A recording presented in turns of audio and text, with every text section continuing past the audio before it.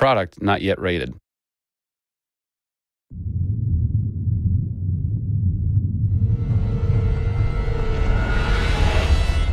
Hey everybody, Zachary Levi here in downtown San Diego at Comic-Con, more specifically at Nerd HQ, which is the epicenter of all things Tomb Raider. The anticipation is building as the team from Crystal Dynamics continues to say that this could be the game of their careers. Today we're going to dig a little bit deeper into the story with some of the key writers and designers who are brave enough to tackle the origin stories of Lara Croft. These are the final hours of Tomb Raider.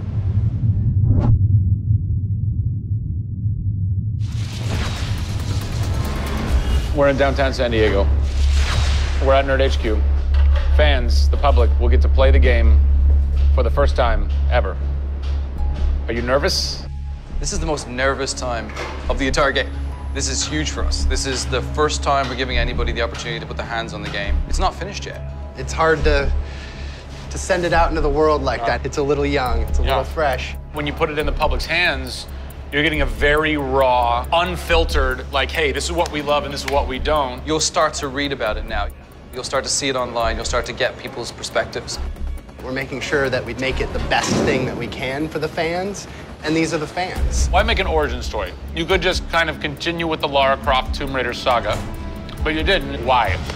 We didn't start with the idea of doing an origin story, actually. We started with the idea of doing something fresh. There haven't been very many games that have the opportunity to go back and tell the true origin story. There is very few games like this. In the history of the Tomb Raider franchise, there has not been a female lead writer until now, Rhianna Pratchett. For me, I didn't think of it like we needed a female writer to do that. Rhianna just nailed it. Rhianna Pratchett. Yep. Does it take a woman to know a woman? It probably helps, but I don't kind of think about it as much as everyone else does. So I tend to think of myself as being a writer first. There is some of me in her, absolutely. She's very bookish, she's very in her head. I went to public school, I actually learned archery. Camilla did as well, I heard. We bring up our ladies properly. And I genuinely studied Egyptology. I wanted to be an Egyptologist. No way. You know, I've always been a huge fan of kick-ass females. I mean, I grew up on Terminator and Aliens. Yeah. You know, fighting aliens in the future. I thought that was what girls did. It's great to be here at Comic-Con. This is my first time. People are really responding to this kind of new Lara. The fans have been great. They've been very supportive. I want to kind of live up to their expectations.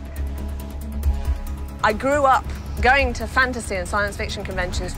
Now here I am looking at a Tomb Raider poster on the side of a building for a Tomb Raider game I have written. Can't quite process that, but it's very cool. Lara's actions affect her character and her emotional state, and so the first kill for us was a big thing.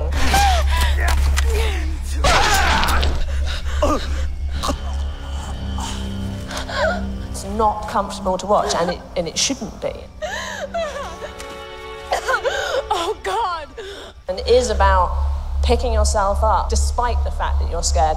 You can't have bravery without fear. In video games, you're kind of tweaking all the way down to delivery. Yeah.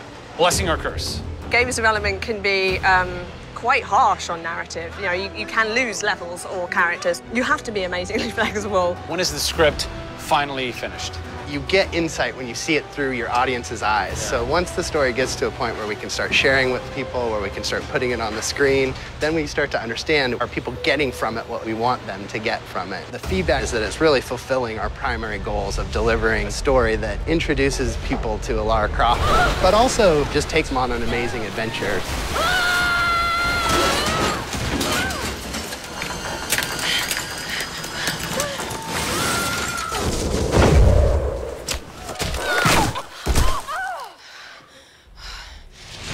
John Stafford, you're kind of the dialogue typist, word monkey. The words that you've been speaking for so long. Yes. Are from this everything man. that I've been through that's been extremely emotionally draining and painful, I have him to blame for. So we'll have words later about it. What were the challenges stepping into the heart and mind of a character like Lara Croft, who we've known for quite some time? Yes. Players' expectation is. You want to just jump right in, guns blazing? Controller, I'm awesome. I'm awesome. We want that. That's what video games basically allow gamers right? to feel. I am awesome. Challenge for me is to show her vulnerable. We're shipwrecked on an island inside the Dragon's Triangle. Still have a very playable game, but also show real emotional character. It's very difficult to do that in game. Please come and get me. You can do this, Lara. When you have really extreme circumstances, you have really extreme emotions. What the hell? Get